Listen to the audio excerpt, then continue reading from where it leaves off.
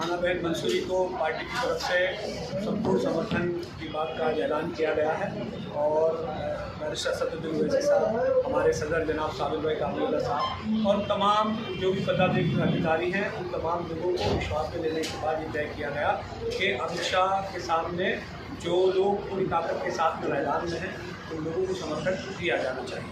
और कहने का भावार्थ निकल के ये आ रहा है कि पिछले 2 दिनों से हम देख रहे हैं कि कोविशील्ड मामले में मैटर इंग्लैंड तक, ब्रिटेन तक पहुंचा है। तो अभी कोई बहन पूछ रही थी कि क्या मुद्दे हैं।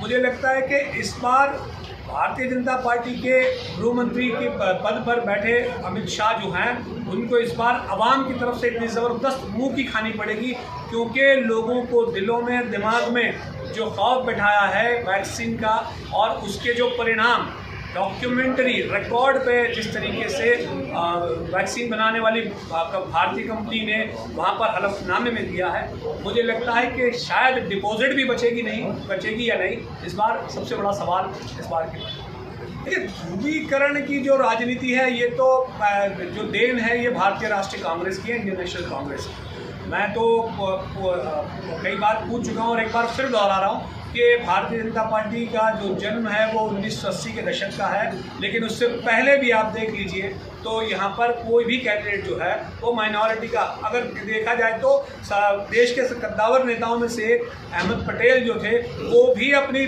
सीट नहीं जीत पाते थे, राज्यसभा से जाते थे। तो इन परिस्थितियों का निर्माण तो कांग्रेस ने किया ही है। ये सवाल करना ही मुझे लगता है कि सबसे बड़ा सवाल तो कांग्रेस से होना चाहिए कि 26 सीटों के अंदर में या 6-6.5 करोड़ की आबादी में अगर एक कॉन्स्टिट्यूंसी इस तरह की डेवलप नहीं की जा सकती जहाँ पे प्रोपोर्शनल रिप्रेजेंटेशन की बात की जा सके, तो सवाल तो उनसे बनता है।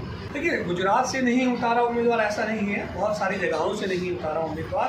और वही सवाल है कि जैसा कि अभी पत्रकार मित्र ने जो पूछा कि भाई यहाँ पर जो माइनॉरिटी और एससी बेस्ड जो राजनीति है यहाँ की, तो जो हालात जिस तरीके के बन रहे थे कि अगर आपको एक तरफा लड़ाई लड़नी है, लेकिन उसके बावजूद भी फिर से वही बात मैं दोहराऊंगा कि अगर अमित शाह के सामने लड़ने की बात है तो जो कैंडिडेट है उस कैंडिडेट का मॉरल आप देख रहे हैं, उनका स्टाइल ऑफ चुनाव लड़ने का आप तरीका देख रहे होंगे, तो ये चीज़ें आपके सामने नज़र आ जाएगी कि कहाँ तक कहीं कोई सीरियस नज़र नहीं आता। जहाँ तक सुहाना बहन के समर्थन की बात है तो आप पूछेंगे तो आपको पता चलेगा कि ये खुद अभी यहाँ से अपने घर से कम 30-35 किलोमीटर दूर जहाँ पे प्रचार प्रसार में निकली हुई थी, जहाँ आने में रास्ते में इनको देरी हुई, तो ये सारी चीज़ें हैं। तो मुझे लगता है कि जो मॉरल रिस्पॉन्सिबिलिटी जो है वो कहीं ना कहीं कांग्रेस की हो चुकी है और इसीलिए सपोर्ट किस तरह का होगा, कुछ रैली होगी, तमाम तरीके का समर्थन होगा। जैसे कि बहन लड़ रही है, जैसे कि हम लोग लड़ रहे हैं, उसी तरीके से पार्टी के कार्यकर्ता जाएंगे।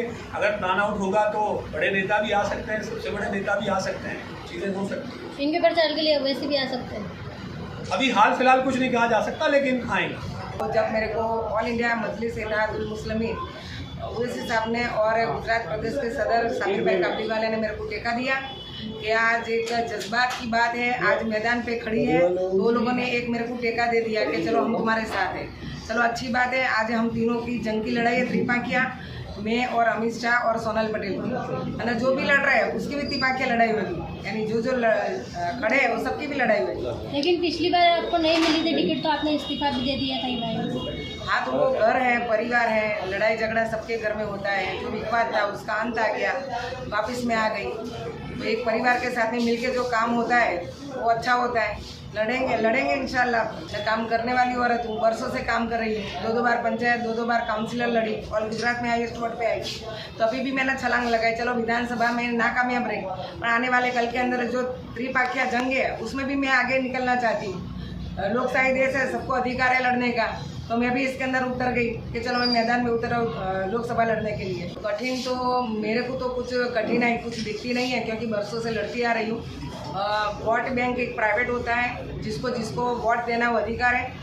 अमित भाई शाह का भी जो काम होगा वो इनके हिसाब से करते होंगे। मैं मेरे विस्तारों में काम करती हूँ, मेरे विस्तारों से हिसाब से मैं काम करती हूँ न। वो भी मेरे टाइम के एक बार जब मैं पंचायत की मेंबर थी तब वो मेरे विस्तार के 2 बार पंचायत की मेंबर रही, वो भी मेरे विस्तार के धारासभ्य थे। तो ऐसा नहीं है, सबके हिसाब से काम करते हैं, मैं भी काम करती हूँ।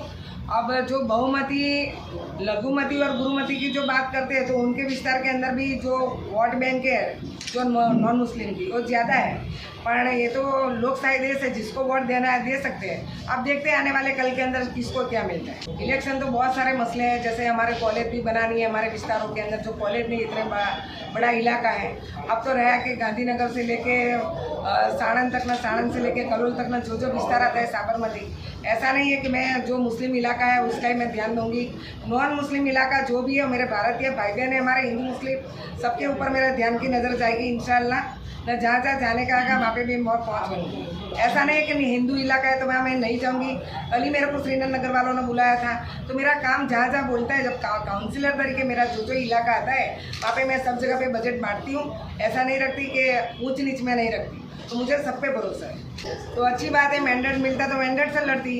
अभी मेरे को जो टेका दिया है तो मैं उन लोगों की आभारी हूँ कि आज ये लोगों ने मेरे को टेका दिया है। एक परिवार जुड़ गया, जो परिवार के अंदर से यही परिवार से मैं इलेक्शन लड़ी थी। ऐसा तो क्या हुआ जो मैंडेट मिलने वाला था फिर नहीं मिला? अब देखो, तो ऊपर पार्टी की बात है, ओवैसी साहब ने गुजरात में नहीं लड़ाने का बोला तो नहीं लड़ा है, उसमें कोई बड़ी बात नहीं है। नहीं, ऐसी कोई बात नहीं है, कोई मेरे पे प्रेशर डालने वाला नहीं है। मैं खुद गब्बर लेडी हूँ। जब मैदान पे उतरते तो लोगों के प्रेशर को तो मैं साइड में कर देती। इसलिए मेरे को इतना भरोसा है न, जो मेरे जो परिवार ने मेरे को जुड़ा, ना मेरे को टेका दिया, तो उनकी मैं आभारी हूँ।